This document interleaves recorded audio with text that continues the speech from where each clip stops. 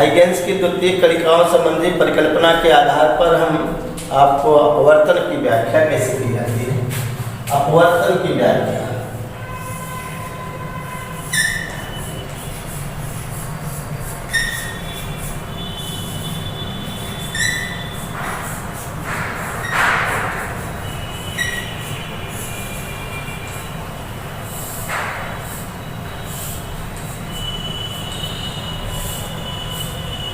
ये अपवर्तन की व्याख्या हाइगेंस की द्वितीय कणिकाओं संबंधी। इसमें भी वही इसी करना है कि माना ए बी आपतित तरंगाग्र है, आपतित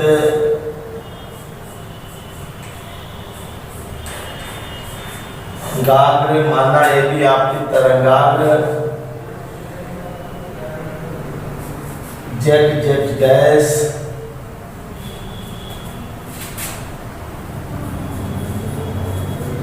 माध्यम फर्स्ट से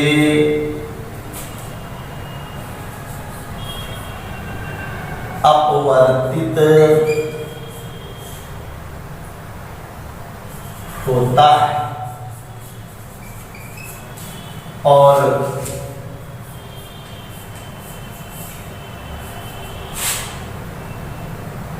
ए डैश बी डैश अपवर्तित तरंगाग्र होता है।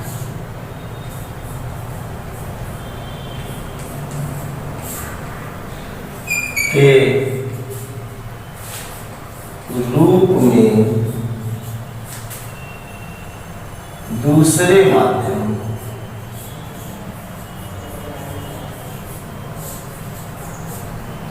में गुजरता है।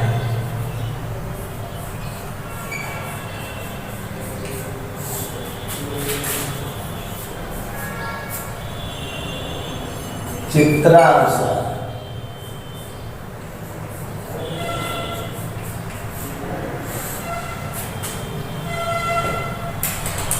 ये नंबर 1 माध्यम, ये प्रथम माध्यम है, ये द्वितीय माध्यम है।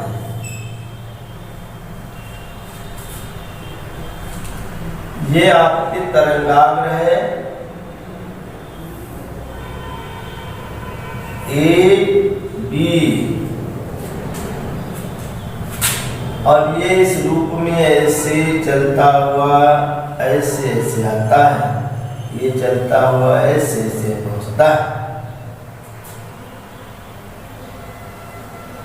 जो ए बी के रूप में हम इस प्रकार से ऐसे इसको मानते हैं।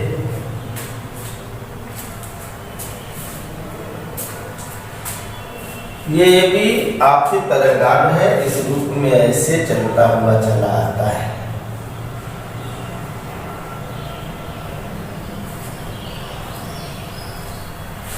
ये पहला माध्यम, दूसरा माध्यम, ये आपका ऐसे अभिलंब हुआ। अगर दोनों माध्यम सेम होते तो ये तरंगाग्र ऐसे ऐसे चला जाता सीधे, ये वाला ऐसे जाता है। लेकिन जब माध्यम ये भिन्न है तो ऐसे ना जाकर के ये वाला जो है इस रूप में ऐसे यहां से ऐसे चलता है, इस रूप में ऐसे चलता है। और ये वाला तब तक यहाँ पर ऐसे आ पाता है, यहाँ से यहाँ तक ऐसे आ जाता है। अगर ये माध्यम एक ही होता तो ये यहाँ तक ऐसे आता, ये वाला माध्यम ऐसे होता है। लेकिन माध्यम भिन्न होने के कारण ये जो माध्यम यहाँ पर हुआ ये केवल इतनी दूरी तक आ सका। अब इसको हम इस रूप में मान रहे हैं कि ये केवल बी से ये ए डैश तक यहाँ आ गया और ये ए से बी तक बी डैश तक यहीं तक आ पाया। तो अब इन दोनों को जब मिलाते हैं ये वाला, तो ये आपका ए डैश बी डैश, ये अब आपका अपवर्तित तरंगाग्र हुआ ऐसे, और इस पर जैसे ये लंब डालेंगे तो ये वाला पलट के इस रूप में ऐसे चलेगा तरंगाग्र के रूप में ऐसे।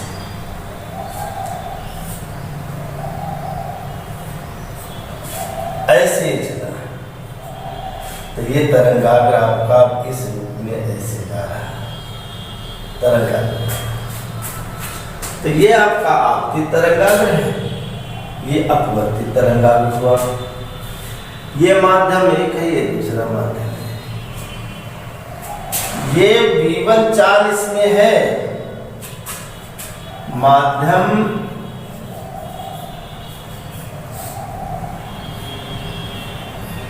वन में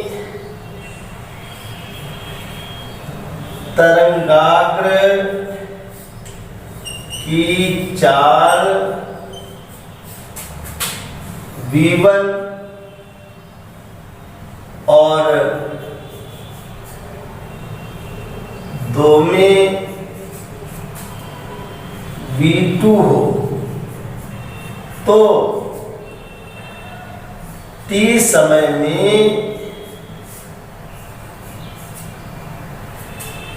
B A डैश जो A डैश तक पहुंचता है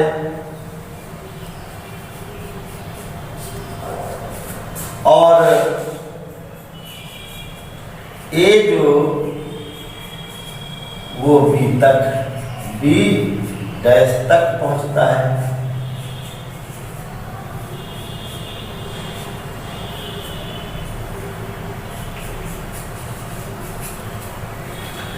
अर्थात समान समय में वो बी ए दूरी तय करता है और ये ए बी दूरी तय करता है,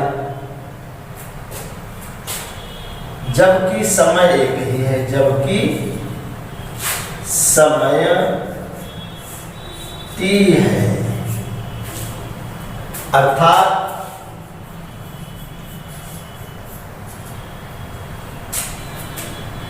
B A dash equal to V1T व A B dash equal to V2T। ये दूरी T समय में चली गई दूरी 4 गुणे समय, 4 यहाँ पर है V2, इसमें 4 है V1, तो ये V2T हुआ और इसमें चली गई दूरी V1T हुई। तो ये आपकी हो जाएगी। इसमें जो ये आपका आपतन ये I था, इसमें ये आपका I हुआ, इसमें ये आपका R था तो इसमें ये आपका R हुआ। चूंकि ये लंब है, इसमें ये लंब है, ये इसमें R है, इसमें R हुआ, ये दोनों में शामिल है, इसलिए ये R ज्यामिति से ये R ये R बराबर बराबर होंगे। त्रिभुज ए बी ए डैश से sine I equal to B A dash upon A dash, ये साइन करेंगे तो I के सामने ये लंब हुआ, ये कायम हुआ। अब ये 90 एंगल के तो है। तथा त्रिभुज ए डैश बी डैश से साइन R इक्वल टू, इसके सामने ये लंब A B dash upon A dash, ये आपका कर्ण हुआ। तो ये साइन इस रूप में हो जाएगा। स्नेल के नियम से अगर हम दोनों को यहाँ भाग करते हैं तो sine i a sine i upon sine r equal to B A dash upon A dash a B dash upon A dash, ये दोनों कट गए। तो ये आपके जो यहाँ पर ये वो b A dash upon a B dash और बी ए डैश जो अभी हमने आपको बताया था कि बी ए डैश बराबर B1 टी के और ये आपके हुए जाके B2 टी के। तो ये sine i upon sine r जो स्नेल का नियम था, तो इससे एक और हमको चीज ये प्राप्त हुई कि जो n बराबर था वो sine i upon sine r के, लेकिन यहाँ पर हाइगेंस ने बताया कि V1 अपान V2 के। अगर पहला माध्यम आपका वायु अथवा निर्वात होता तो जो ये V1 अपान V2 है इसको C अपान V लिखते, कभी कभी इस लिखने से। तो हाइगेंस ने ही बताया था कि सघन माध्यम में प्रकाश की चाल जो होती है वो पहले जो न्यूटन ने इसका दूसरा बताया था कि जो विरल माध्यम में प्रकाश की चाल कम होती है, सघन माध्यम प्रकाश की चाल ज़्यादा होती है। लेकिन जब हाइगेंस ने ये निगमन करके V1 अपान V2 बताया तब इससे तो ये स्पष्ट होता है कि जो प्रकाश की चाल है विरल माध्यम में अत्यधिक होती है और सघन माध्यम में कम होती है।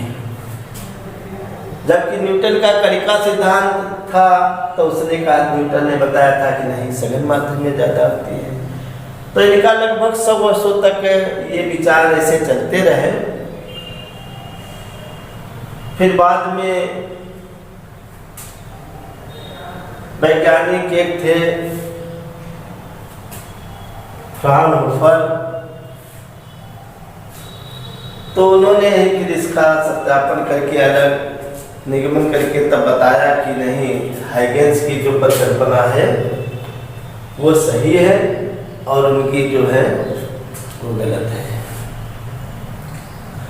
तो ये चीजें जो यहाँ पर दी गई हैं तो इसी से संबंधित बताया गया कि जब प्रकाश एक माध्यम से दूसरे माध्यम में जाता है तो उसकी चालें बदल जाती हैं, तरंगदैर्घ्य बदल जाता है, लेकिन आवृत्ति नहीं बदलती है। आवृत्ति ही रंगों पर निर्भर करती है, इसलिए विभिन्न रंग जो होते हैं वो आवृत्ति पर निर्भर करते हैं और माध्यम में वैसे ही बनी रहती है, उनमें आवृत्तियाँ चेंज नहीं होती हैं। तो रंग भी कलर नहीं चेंज करते हैं, लेकिन उनकी चालें हैं तरंगदैर्घ्य वो बदल जाते हैं। तो ये अपवर्तन की व्याख्या हुई इसी के आधार पर। और दूसरा जो पॉइंट दिया गया है कि आपकी तरंगाग्र अपवर्ती तरंगाग्र और विलंब तीनों एक ही तरह में होते हैं, ये पॉइंट और आप नीचे लिख देंगे। तो यह जो होती है अपवर्तन की व्याख्या जो है होती है। आपतित तरंगाग्र लिख देंगे, आपतित तथा आपतित तरंगाग्र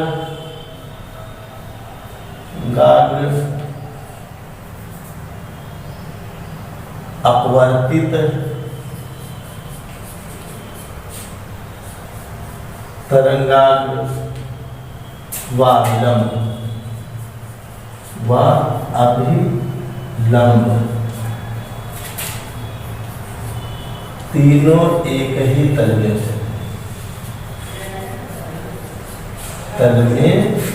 होते हैं। लेकिन अपवर्तन के नियम है। इस प्रकार से आप हाइगेंस की प्रत्येक कणिकाओं से संबंधित जो परिकल्पनाएं हैं इनके आधार करिए आपकी व्याख्या कैसे। दोनों इंपॉर्टेंट है, परावर्तन वाला भी ये भी। तो इनको आप लोग देखेंगे और अगले टर्न पर आगे वाला फिर पढ़ाएंगे आपको। ये तरंगे जो चलती हैं प्रगामी तरंगे, तो प्रगामी तरंगों के जो अध्यारोपण का सिद्धांत है, ये अध्यारोपण का सिद्धांत, अध्यारोपण का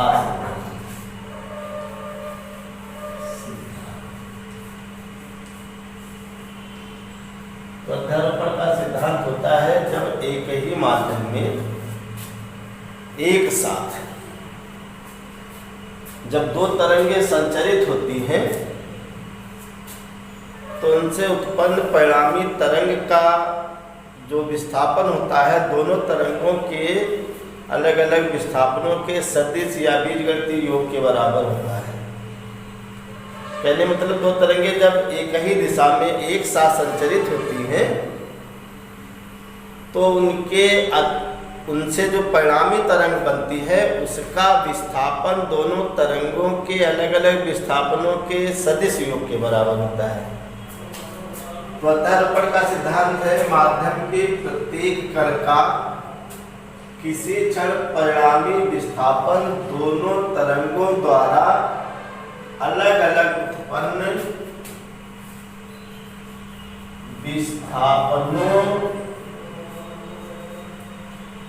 के सदिश योग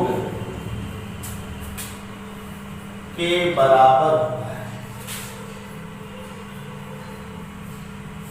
बराबर होता है।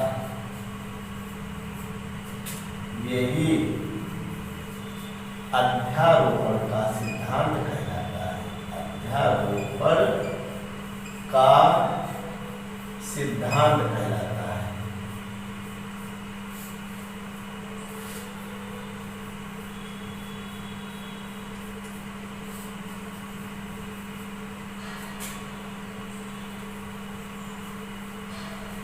y equal to y1 plus y2 दो तरंगे हैं जहां y1 व y2 दो तरंगों के विस्थापन है, दो तरंगों के विस्थापन है और अध्यारोपण से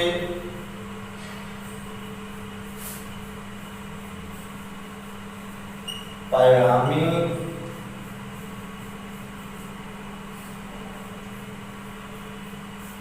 तरंग का विस्थापन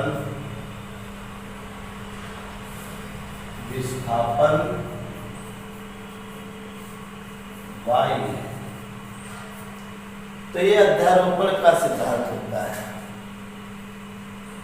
अध्यारोपण का जो सिद्धांत है एक ही माध्यम में जब दो तरंगे एक साथ संचरित होती हैं तो उनसे उत्पन्न परिणामी तरंग का विस्थापन दोनों तरंगों के विस्थापनों के बीजगणितीय योग या सदिश योग के बराबर होता है। यह अध्यारोपण का सिद्धांत है। तो अध्यारोपण के सिद्धांत से कई घटनाएं घटित होती हैं, जैसे आपका व्यतिकरण है इंटरफेरेंस, विस्पंदन है, विवर्तन है डिफ्लेक्टर। तो ये आपका जो तीन घटनाएं दी गई हैं, एक तो व्यतिकरण, एक आपका विस्पंदन और एक आपका विवर्तन। तो ये तीन चीजें हैं। तो तीन चीजों के बारे में इस अध्याय में हम आपको पढ़ाएंगे। अभी हाइगेंस का सिद्धांत जो था उसको हमने आपको बताया। हाइगेंस का सिद्धांत कि जो प्रकाश तरंगे, प्रकाश जो हैं वो तरंगों के रूप में चलता है और उसी से उनकी जो परिकल्पनाएं तीन थी वो भी हमने बताई और उनके जो अनुप्रयोग कहें या उनसे संबंधित घटनाएं जैसे आपके परावर्तन अपवर्तन की व्याख्या थी वो भी हमने आपको बताई। और इसी से एक निष्कर्ष निकाला था हाइगेंस ने कि सघन माध्यम में प्रकाश की चाल कम होती है, विरल माध्यम में जो तरंगे होती हैं उनकी चाल अधिक होती है। जबकि न्यूटन का कणिका सिद्धांत था उसमें इसके अपोजिट था।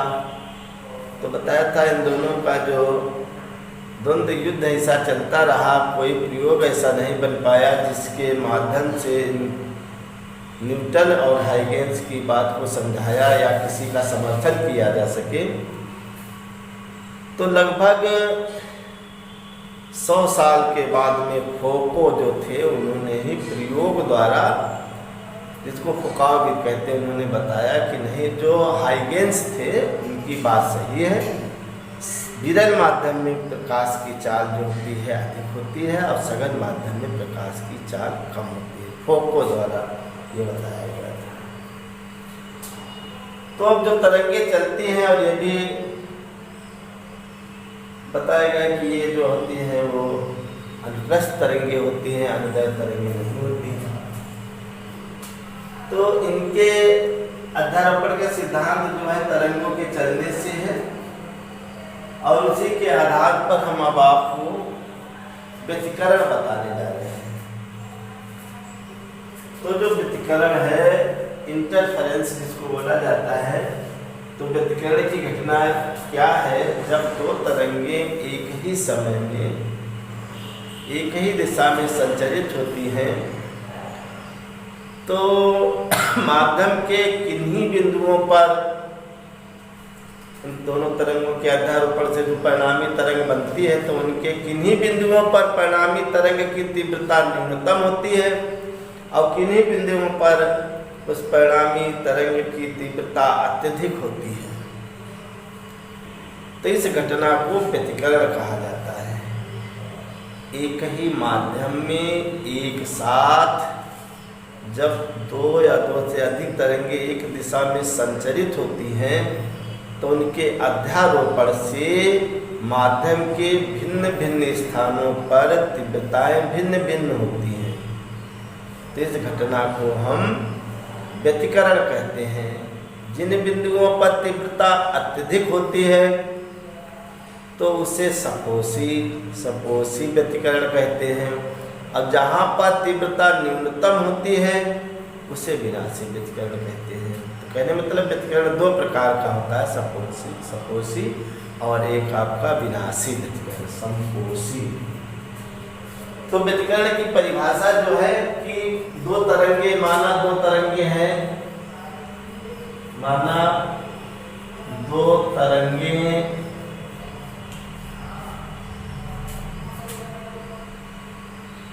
एक साथ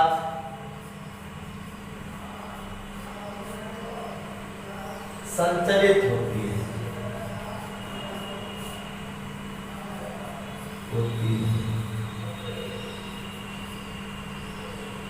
जो निम्न प्रकार से है। y1 = sin ओमेगा t, ये एक प्रगामी तरंग है, और जो दूसरी तरंग है y2 उसका विस्थापन है, उसमें हमने इनमें कलांतर कर दिया, ओमेगा t + फाई कलांतर कर दिया। ये समीकरण आपकी 1 थी, ये समीकरण आपकी 2 हुई। अध्यारोपण के सिद्धांत से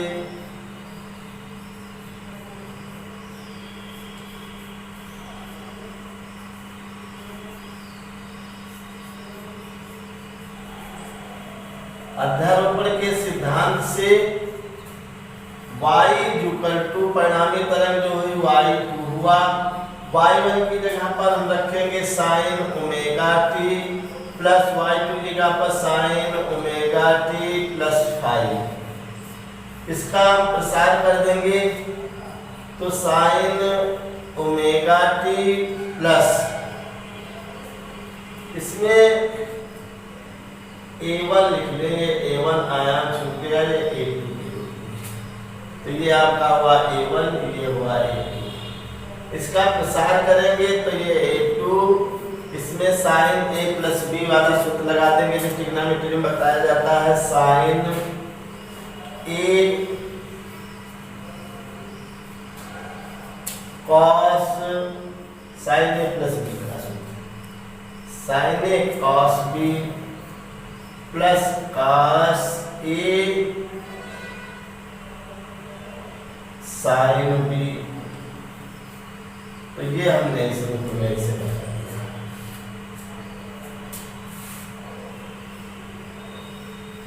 A1 sine omega t plus A2 sine omega t cos phi plus A2 cos omega t sine phi.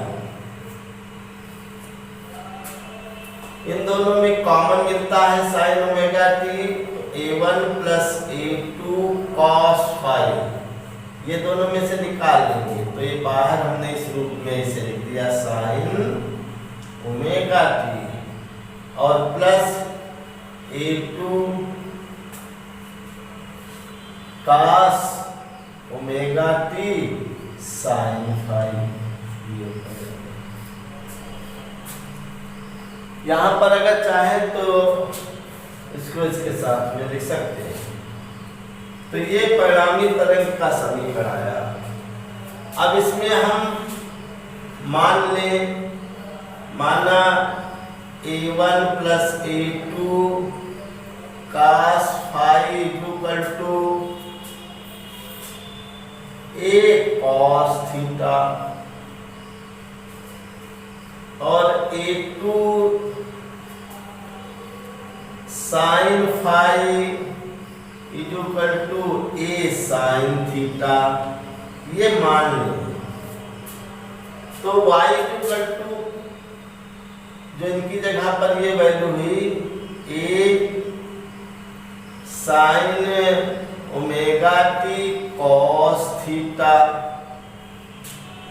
और प्लस इन दोनों की जगह पर ये रख देंगे तो आपका हुआ जाके A cos omega t sine theta. इसमें एक कॉमन मिलता है और जो ये आपका हुआ sign omega t plus theta. तो परिणामी तरंग जो अध्यारोपित होकर के प्राप्त हुई तो हम देखते हैं वो भी एक प्रगामी तरंग की भांति बन के तैयार होती है। जैसे हमारी A1 साइन ओमेगा टी थी, ये वाली उसी के रूप में A साइन ओमेगा टी के रूप में प्राप्त हो गई।